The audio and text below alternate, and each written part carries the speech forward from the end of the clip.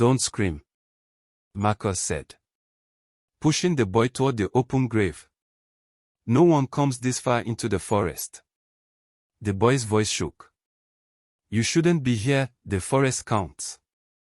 The three rich boys laughed. But far away in a small playhouse, a woman woke suddenly, her chest tightening with a pain she could not explain.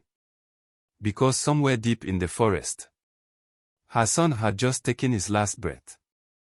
And in that same moment, the first drum sounded. Boom. Boom. Boom. 3 weeks earlier. Before the drums. Before the ritual. Before the forest began listening to a mother's grief. Kansala village stood between two hills and a forest so dense that sunlight rarely touched its center. During the day, the place looked peaceful. Children ran barefoot along dusty roads. Farmers bent over fields of cassava. Women carried water from the well. But after sunset, doors closed early. Lanterns burned dim. And no one walked toward the forest. Because the forest was older than the village. Older than the oldest story told beside the fire. The trees were tall and crooked, their branches tangled like skeletal hands clawing at the sky.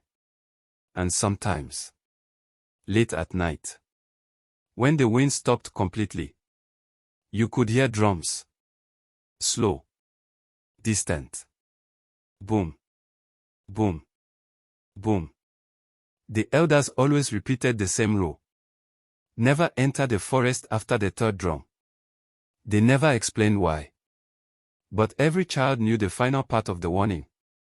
The forest counts what enters. And when the count is wrong, it corrects it. Amora lived in the last house before the forest road. Her home was small. Clay walls. A rusted tin roof. A single lantern hanging beside the door. But it was enough.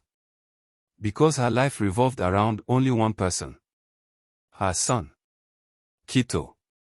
16 years old. Curious. Always asking questions the elders didn't like. Why does everyone fear the forest? Why won't anyone explain the drums? Amora always gave the same answer. Some things are safer when we don't understand them. Kito wanted to leave Kansala someday. He dreamed of the city. Of bright lights and tall buildings. But until that day came, he helped his mother with the farm. Carrying water. Cutting wood. Fixing broken fences. He was the only thing that kept Amora smiling. And sometimes, fate notices happiness. Because happiness is fragile. And fragile things break easily. The black SUV arrived on a Friday afternoon. Dust rose behind it like smoke. 3 young men stepped out. Daniel. Marcus. Leo. City boys. Expensive watches. Designer clothes. The sons of powerful businessmen who believed money erased consequences. They claimed they were just exploring the countryside. But their laughter carried something darker. The kind of laughter that comes from people who have never been told no. That night they drank beside the road. Music blasted from the car. Empty bottles rolled across the dirt. Marcus leaned back and stared toward the forest. So that's the haunted place everyone is scared of. Leo smirked. Looks like normal trees to me. Daniel shrugged. Let's check it out. Kito was walking home when the SUV stopped beside him. Hey kid, Daniel called.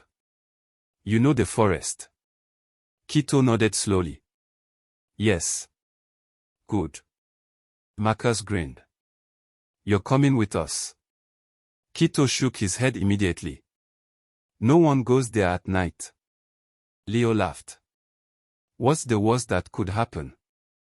Just then, the first drum sounded. Boom. Kito froze. The second drum followed. Boom. The third drum echoed through the trees. Boom. Kito whispered. We have to go back. But the boys had already stepped into the forest. And sometimes, cruelty begins as boredom. Marcus shoved Kito forward. Run. Kito stared at him. What? Run, Marcus said, laughing. Let's see how fast village boys are. The game began. And games played in the wrong places often end badly. Kito never came home. Amora searched all night, calling his name into the dark forest road. Kito. Only silence answered her. Then all morning, she walked the road again and again, looking for footprints, broken branches, anything. By the second day, the entire village joined her. Men with lanterns, women whispering prayers, children watching from doorways. Then someone found the tire tracks leading into the forest. White tracks, too large for village cars. The police arrived 2 days later. Dust-covered trucks rolled into Kansala. Among them was Inspector Boko, a quiet man with sharp eyes and a habit of noticing things others ignored. He studied the road carefully. 3 people, a constable asked. Boko shook his head slowly. No. He pointed at the ground. 4 sets of footprints. Villagers began whispering. 4. Who was the 4th? Boko followed the tracks deeper toward the forest. Branches were broken. Leaves crushed. The deeper they walked, the quieter the forest became. No birds. No insects. Only the sound of boots on dirt. Then one officer stopped. Sir, look. The soil had been disturbed. A shallow grave. The officers dug carefully. And inside it, they found Kito. The villagers watching from a distance began crying. Amora collapsed to her knees. But Inspector Boko didn't move. His eyes were still on the ground. Because the footprints around the grave were strange. 3 sets walked away. But the 4th stopped. Right beside the grave. As if someone had stood there. Waiting. Watching. Boko frowned. Where are the rest of the prints? The constable looked confused. What do you mean, sir? If 4 people walked here, 4 people should walk back. But only 3 trails led out of the forest. The villagers behind them whispered nervously. The forest counted. One old man shook his head slowly. I told them, never after the 3rd drum. But the police ignored the whispers. The rich boys were brought in for questioning. Daniel. Marcus. Leo. They looked tired. But not afraid. Their lawyers arrived the same afternoon. Expensive suits. Cold smiles. The boys repeated the same story. It was an accident. He was running. He fell. He hit his head. We panicked. So we buried him. Inspector Boko watched them silently. Then he asked one simple question.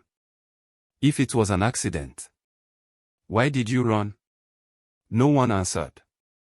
But money began moving quietly behind closed doors. Calls were made. Orders were given. Within days the investigation slowed. Reports disappeared. Witnesses stopped talking. And eventually, the case was closed. A tragic mistake. But Inspector Boko never forgot the footprints. 4 entering. 3 leaving. And the silence of the forest that day.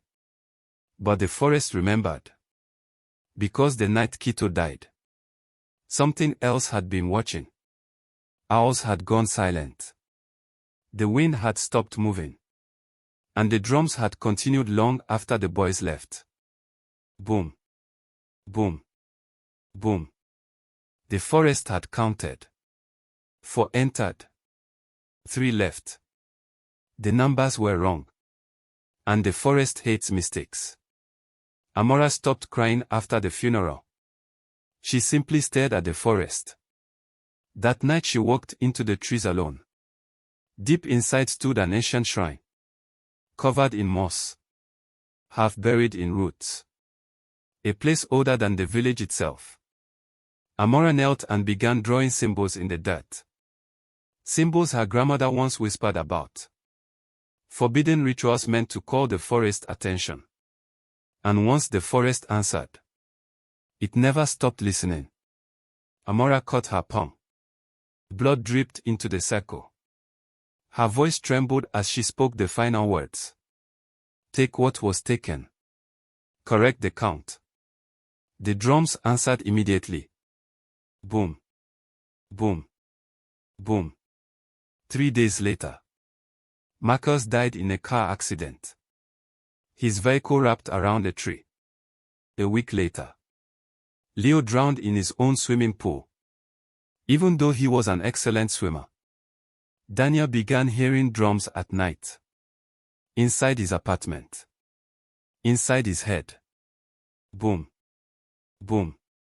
Boom. He returned to Kansala. Desperate. Terrified. He found Amora sitting beside the shrine. You did this, he whispered. Amora looked at him calmly. No. The forest did.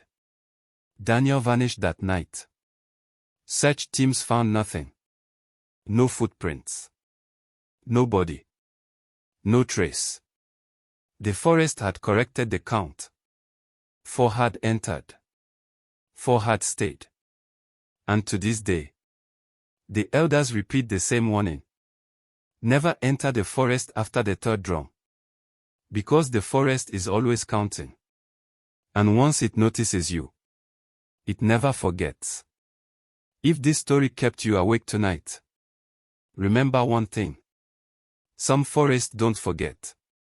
And some others know exactly how to make them listen.